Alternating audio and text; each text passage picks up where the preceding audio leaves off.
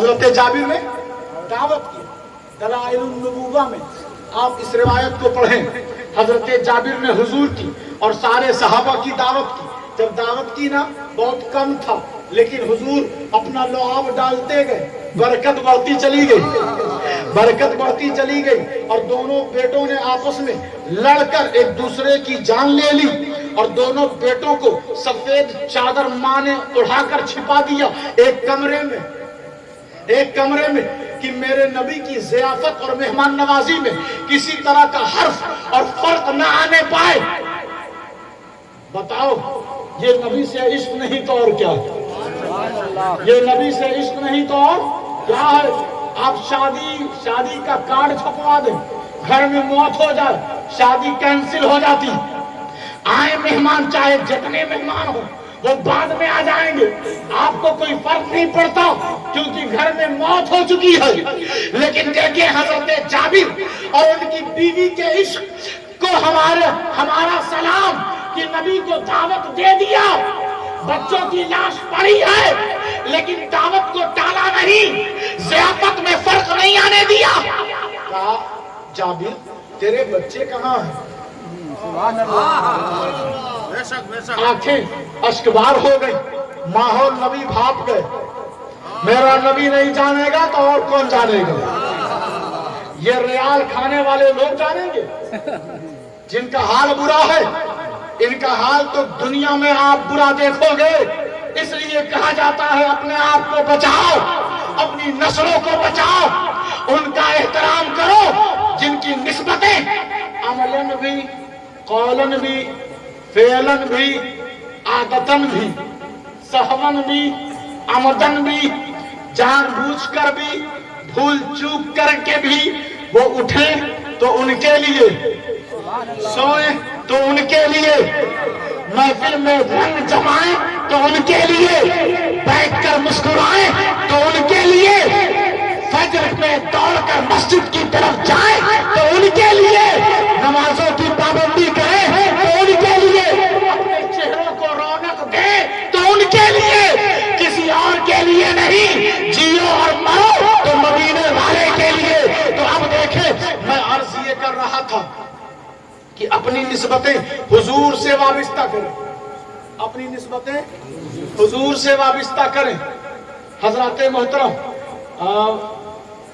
میں اس آیہ کریمہ ان الذین تدعون من دون اللہ لن یخلقوا ذبابا ولو اجتمعوا لہ کہ ایک مکھی بھی اللہ کے علاوہ کسی کو مت پکارو، کیونکہ یہ لوگ ایک مکھی بھی نہیں بنا سکتے، ایک مکھی بھی نہیں بنا سکتے. انہوں نے اس آیت کو سیٹ کر دیا، نبی پر، علی پر، حسین پر، غوث و خواجہ پر، بڑے بڑے ولیوں کی عزتوں کو نیلام کر دیا. بازاروں میں اور چٹی چوراہوں پر یہ بیٹھ کر مذاق اڑانے لگے کہ آ رہے ہیں 11ویں والے، آ رہے ہیں چھٹی والے، آ رہے ہیں میلاد والے، آ رہے ہیں چادر اور گاگر والے، آ رہے ہیں. اور ظلم تو یہ کیا گیا کہ ہمیں قبر پجوا تک کہا گیا، اور آج بھی کہا جا رہا ہے. ان سے کہہ دو کہ لاکھ مذاق اڑاؤ، ہم اپنا مذاق اڑانے کے لیے تیار ہیں، کیونکہ تم ہمارا مذاق کسی دنیا دار اور غافل کی وجہ سے نہیں اڑا رہے ہو، بلکہ ہمارا مذاق مدینے والے سے ہمارا عشق ہے، ہمارا تعلق ہے. ہمارا مذاق علی سے تعلق ہے، ہمارا مذاق حسین سے تعلق ہے، ہمارا مذاق غوث اعظم سے تعلق ہے، ہمارا مذاق غریب نواز سے تعلق ہے. اس لیے اڑا رہے ہو تو ہم اپنا مذاق اڑوانے کے لیے تیار ہیں. اڑاؤ جتنا اڑانا ہے. کہا جابر کہاں ہے تیرے بیٹے؟ کیا بات ہے؟ آپ گھر میں گئے، روم میں گئے، گھبرا گئے کہ حضور نہ دیکھیں، آپ نہ دیکھیں ورنہ آپ کی دعوت میں خلل واقع ہو جائے گا. کہا جب گھر میں رحمت للعالمین ہو، جب گھر میں رؤوف الرحیم ہو، جب گھر میں طٰہٰ و یاسین ہو، جب گھر میں با اختیار عیسیٰ ابن مریم کا امام ہو تو پریشان کیوں ہوتا ہے جابر؟ گھبرا مت۔ آپ اندر گئے، دیکھا دو لاشیں پڑی ہوئی، دو لاشیں پڑی، ایک نہیں دو لاشیں پڑی ہیں، چادر ہٹایا، دونوں خون سے آلود ہے، لاشیں پڑی ہوئی ہے، نبی با اختیار ہے، عالم ما کان و ما یکون ہے، اللہ کا نور ہے، اس کی بے پناہ محبت ہے، رب کا مظہر ہے، اس کی قدرت کا عکس اور مظہر ہے۔ میرا نبی فرماتا ہے بچوں اٹھ جاؤ، تمہارا باپ میری زیارت کر رہا ہے، تم بھی کر لو، اٹھ جاؤ۔ اشارہ کرنا تھا کہ دونوں بیٹے اٹھ کر بیٹھ گئے۔